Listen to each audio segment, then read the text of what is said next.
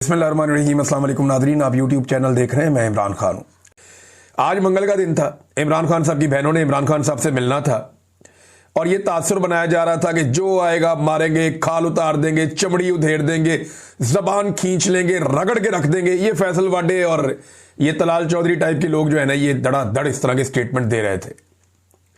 उल्टा फैसल वाडा साहब ने अपना नाम ही बदलवा दिया। अब पीटीआई वाले उन्हें टॉमी कह के बुलाते हैं। अब कितनी ज्यादती है। लेकिन फैसल वाडा को आप पीटीआई वाले टॉमी कह के बुलाते हैं। फैसल वाडा ने ये खेल शुरू किया था, उन्होंने उठा के उन्हीं पे डाल दिया। बल्कि फैसल वाडा के हवाले से नए नारे भी बन गए हैं। आगे चल के बताता हूं मैं आपको। इमरान खान साहब की बहनें पहुंची अडयाला जेल में, तो टाउटों ने यह दावा किया था कि पहले नाके पे रोक लिया जाएगा, बिल्कुल किसी को आगे नहीं जाने दिया जाएगा। लेकिन फिर हमने देखा कि पहला नाका क्रॉस हुआ, दूसरा भी क्रॉस हुआ, और जहां पे ये हमेशा पहुंचते हैं वहां पे पहुंच गए। इमरान खान साहब की बहनें भी और पाकिस्तान तहरीक इंसाफ के कारकुन भी बड़ी तादाद में आ गए। इनमें अरकान असेंबली भी हैं और टिकट होल्डर्स भी हैं। सलमान अकरम राजा भी हैं। शाहिद खटक वहां पे पहुंचे, उन्होंने कहा जी मेरे बारे में तो खुसूसी तौर पे ये कहा गया था ना।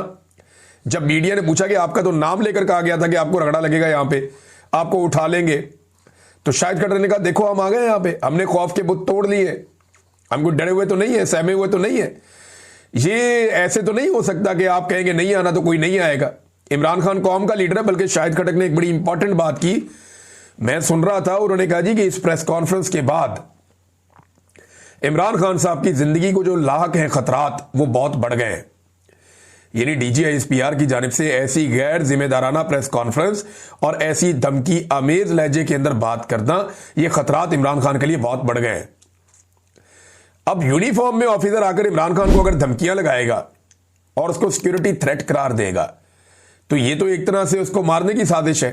इमरान खान को आप कह रहे हैं सिक्योरिटी थ्रेट है, जेल खतरनाक कैदियों से भरी पड़ी है, यानी आपको समझ नहीं आ रही आप कर क्या रहे हैं। और पाकिस्तान का सबसे मकबूल लीडर है जिसकी जिंदगी के साथ आप एक मरतबा फिर खेल रहे हैं। तो शाहिद खटक ने कहा जी बहुत खदशात बढ़ गए हैं। इमरान खान की बहनों ने कहा हम आ गए ना, हम यहां बैठ गए, हम नहीं यहां से जाते। अब हम यहां पे धरना देंगे, मारना है मारो, डंडे मारने हैं मारो, आंसू गैस फेंकनी है फेंको, गोली चलानी है गोली चलाओ, हम यहां बैठे हैं, हम यहां धरना देंगे। पाकिस्तान तहरीक इंसाफ के कारकुन खैबर पख्तूनख्वा से और पंजाब से बहुत बड़ी तादाद में आ गए। और आज भी मैंने जब पूछा वहां पे मौजूद सहाफियों से कि ज्यादा लोग कहां से आए, तो उन्होंने कहा पंजाब से आए।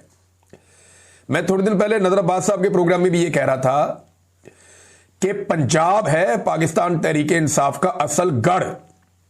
एस्टेब्लिशमेंट ने वहां पे 2 नंबरी बहुत बड़ी कर दी है। हालांकि ज्यादा ताकत खैबर पख्तूनख्वा से भी ज्यादा ताकत इमरान खान के लोगों की पंजाब में, लेकिन पंजाब को बहुत जबरदस्ती छीना गया, क्योंकि एस्टेब्लिशमेंट ये रिस्क ही नहीं ले सकती कि पंजाब को पीटीआई के पास जाने दिया जाए या उनके हवाले किया जाए। तो उन्होंने वहां कब्जा किया हुआ है। अब मामला यह है कि इमरान खान साहब की बहनें पहुंच गई, उन्होंने बड़ी खुलकर बातचीत भी की है। सारी कोशिश के बावजूद डीजीआईएसपीआर की धमकियां, उनके सारे टाउट्स मिलकर भी अब बयानिए की लड़ाई हार गए। और इसकी सबसे बड़ी जो वजह है ना बयानिए की लड़ाई, इनके हार जाने की, एक ओवरसीज पाकिस्तानी और दूसरा पाकिस्तान का डिजिटल मीडिया, जो आज के दिन तक, इस घड़ी तक इमरान खान साहब के साथ खड़ा।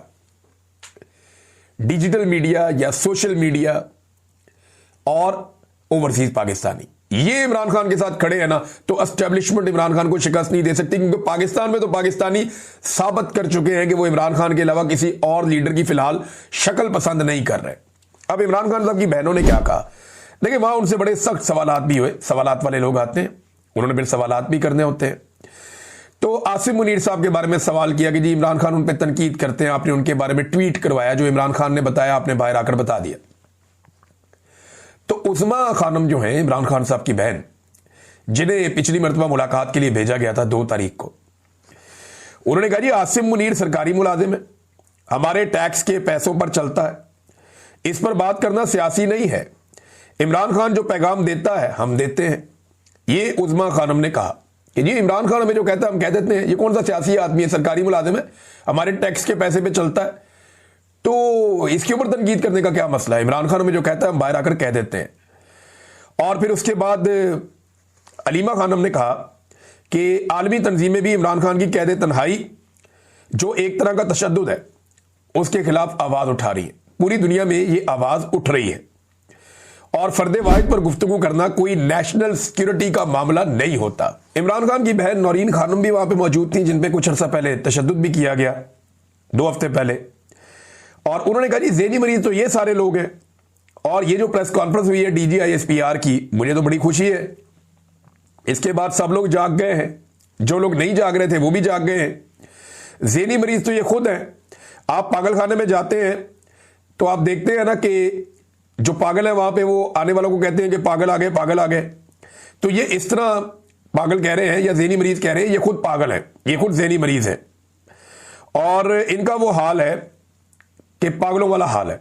और साथ में उन्होंने कहा जी इमरान खान अल्हम्दुलिल्लाह, दुनिया की दुआएं इमरान खान के साथ हैं। अभी एक खातून का मुझे फोन आया था, वो बता रही थी कि हम सजदे में खाना काबा में इमरान खान के लिए दुआएं मांग रहे हैं और यहां हम इमरान खान के लिए दुआएं करते हैं। मैं 2023 में नादरीन उम्रे पे गया था। इस मरतबा मैं हज पर गया। 2025 में मैं हज पर गया और 2023 में मैंने उम्रा किया था रमजान मुबारक में।